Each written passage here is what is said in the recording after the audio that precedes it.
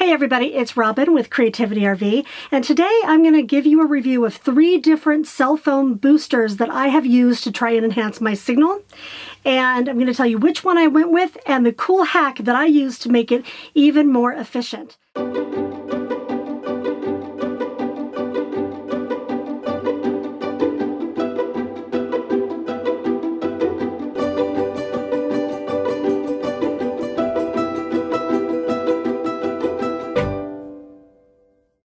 So like I told you guys in my last videos, I'm a digital nomad, so I've done a lot of research into how to get data and a cell phone signal on the road.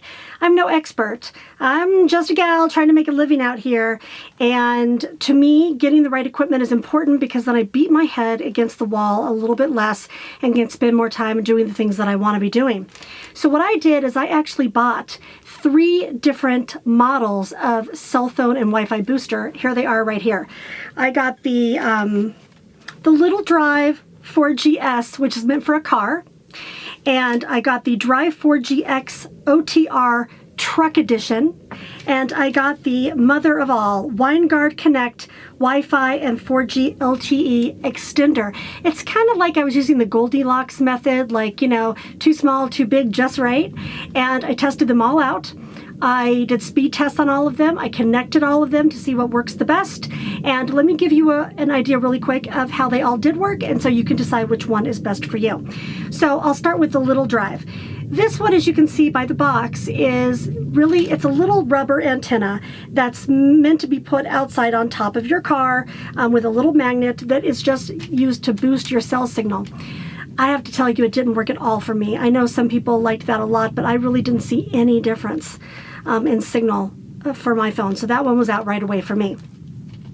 Then I tried the WineGuard Connect, which is an expensive piece of equipment. It's the black one you see over here in the picture that has all the prongs that go up. Not only does it increase your cell phone signal, but it also increases Wi-Fi signal. So that was good, but here was the problem. It was really difficult to install, and I would have had to find a place on my roof to put it. And I'm in a 25-foot B+. They had trouble finding a place for 4 solar panels for me. And I knew that that was going to be a hassle. I would have had to get it up there permanently, you know, caulk it, run the wiring through the inside, and that didn't even ensure that I had the best signal. When I called the company, they said, well, you can just keep it outside and then move it around so that you get the best signal. Well, I really don't have any exterior storage space here. I didn't want to do that. And I didn't want to be spending all my time moving this thing around and doing a speed test all day long trying to get the best signal. I can get a little obsessive about these things you're going to see when I show you my speed tests in a minute. I'm going to show you the receipts. But I just know thyself. I didn't want to spend my day doing that. That's also, by the way, if some of you wonder why I didn't get one of the directional ones, which I know people really like, which, you know, has a little white directional thing. It goes up on the back of your RV, and then you can point it different directions to try and point it at a cell tower. I also didn't want to do that because I wanted it to be efficient like that without me having to mess with it. And so with that in mind, I did find the one that I thought was the best and that I made even better with the hack that I'm going to share with you. So the one right in the middle here that you're going to see in the red box is the Drive 4GX OTR Truck Edition. The OTR is for over the road. This antenna is really meant for truck drivers.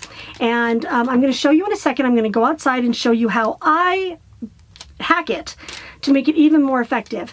But truck drivers put this on their side mirror and they plug it into their cigarette lighter, and that works well for them. This was a middle price point for me, and it gave me as good of reception as the WineGuard for less money with less hassle. And so that was the one that I chose. Now, with that being said, it's hard to attach this to an RV the way that you would to a truck because we've got different mirrors. So I'm going to show you how I did it, how I hacked it, and how I set it up inside the RV. Hey everybody, so I'm inside my RV, and I chose to put my OTR antenna receiver behind my driver's seat. I didn't have it there permanently at first. I really worked with it in lots of different places. But they do suggest ultimately you put it up permanently because see these little connectors they have to not be jostled around too much because that can make your connection go bad. And by the way, I'll say here that the way I was storing it for a while, which was in a backpack, wrecked one of these little connectors. I called Wilson and they immediately sent me a whole new unit. No problem. So I really do recommend them. So these cords here go to a couple of different places. One of them goes to the actual antenna that goes outside, and one of them goes to the internal antenna that goes inside. So I keep that separately. That looks like this. And I'm going to show you how that works in a minute, because I don't like to have this up permanently because I can drape it around the RV, put it right under my computer or my phone. Oh, see how that light just turned red? That's because the antenna is not outside yet and it knows it's not getting a signal, so pretty easy to use. This normally comes with a 12-volt connector. I went ahead and got the adapter so I could plug it into the wall and use it on my inverter. So I'm going to do a speed test before and after it's outside, and I'm going to go outside right now and show you guys how I MacGyvered this thing to get a super great signal. Hey everybody, it's Robin. I'm outside my RV now, and this is the actual antenna, just this part right here. You can see it's pretty skinny. Now, this is an OTR, over-the-road trucker antenna, and usually truckers attach this with the brackets that come with it onto their side mirror. But that doesn't work with our side mirrors because they're big and thick and plastic. So I had to figure out a way to mount this, and believe me, I did 20 different things before I found this thing that worked really, really great. So let me walk you through it. Here's the antenna, and here's the cord. The cord in the instructions is supposed to go through the rubber portion of the window, but it's meant to be really tough so things can be shut on it. Now, I did call Wilson, and they said that I can shut it in the door. It may last 2 years instead of 5, but I found a spot that was next to my gas tank right here that actually there's a space right here. So that is where I shut this cord. Now, remember how I showed you the big mess of cord that was back there? When I'm going to put the antenna outside, I undo that so I have a whole bunch of cord. And this whole baby is actually stored behind my driver's seat. You know the little hook that you hook like a suit jacket on, like we're going to wear a suit jacket? I attach this with a piece of Velcro there, and I don't see it and I never know it's there, but I don't crush it. And when I'm ready for it, I just put it outside the driver's door. And then this is what gave me the best signal ever. Wait till you see the speed test. When it's just a little antenna like this, it doesn't get very high. And even when I mounted it on my side mirror, I was still getting blocked from part of my RV or a mountain or trees or whatever was out there. So what I did is, through a lot of trial and error, is I zip tied the actual antenna to like a painter's extension pole. And I'm going to put all these components in the links below so you can find the antenna and you can find the pole and the zip ties. And then to put it out on the outside of the RV, I used 2 command strip broom holders. And I don't know if you guys can see that. I'll get a close-up shot if you can't see that, but they're up there on the side. And what I do, I'm going to show you right now, is I literally extend this pole and then I pop the entire thing up on the side of my RV about 50 feet high. I can go into canyons, I can go into mountains, and I get great signal through this. So let me show you how I do it. I go like this. I can even do this one if it's not too windy of a day. I don't even think you guys can see that in this shot. It is huge. But so you do it with whatever you need, whatever you feel comfortable with. And then the command strips can stick in sometimes, so let me show you how I actually do it. I have to open the door, and I'm short, right?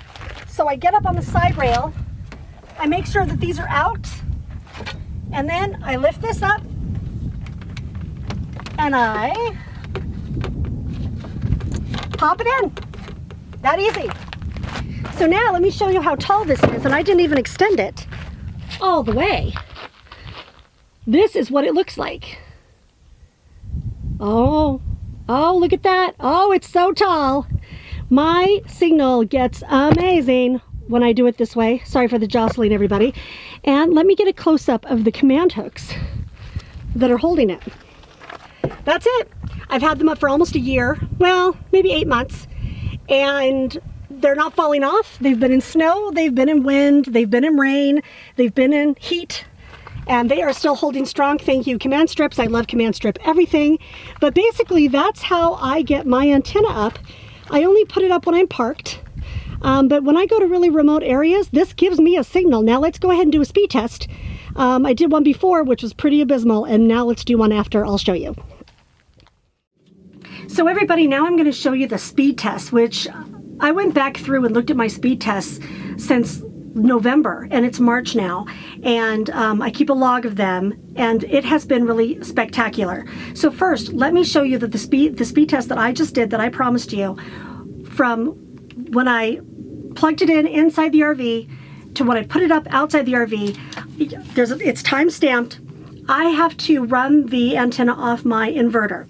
So the first one I did while the power was off, and you're going to see that that was around 20 megabytes per second for a download speed. Now that's not bad. Like I said, I'm in the Trona Pinnacles and I've had an okay signal here. But look what happens when I boosted that antenna up on that pole and turned on the power.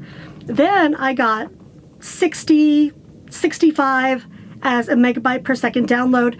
My bars skyrocketed, my download speeds skyrocketed. Now, just to double check myself, I went back and found these screenshots for you. So you're gonna see here that I tested it all the way back, and I'm gonna show you a couple of days of tests. Now, I don't have video because I wasn't doing YouTube then of these tests, but you're gonna see that in some places, the signal went from like 0.8 megabytes per second to 30. And when you look at these different numbers on the same day in these tests I was doing, what I was doing was I was testing it, and then I was testing it inside, and then I was testing it outside, and I was testing it up on the roof with that extension pole. And you can see the difference in the speed levels that I got when I attached it to that pole. So that hack has worked really, really well for me. So guys, this is one video in a series of videos that I'm doing on cell phone and data hacks for digital nomads. If you missed my other video that I did on how to find free camping with a cell signal, please check that out. I also did another one on how I make a living as a digital nomad. So thanks for watching, everybody. I hope you found this helpful. Of course, I have put the links for all 3 antennas down below, including my favorite, the OTR. In addition, I've put links for that awesome extension pole, the zip ties, and the command hooks that you can use to pop it up on the side of your RV like I do, if that is going to work for you. Thanks again for watching, everybody. If you like it, please do like and subscribe and comment and tell all your friends. Thanks, everybody. Be safe out there, happy travels, and be free.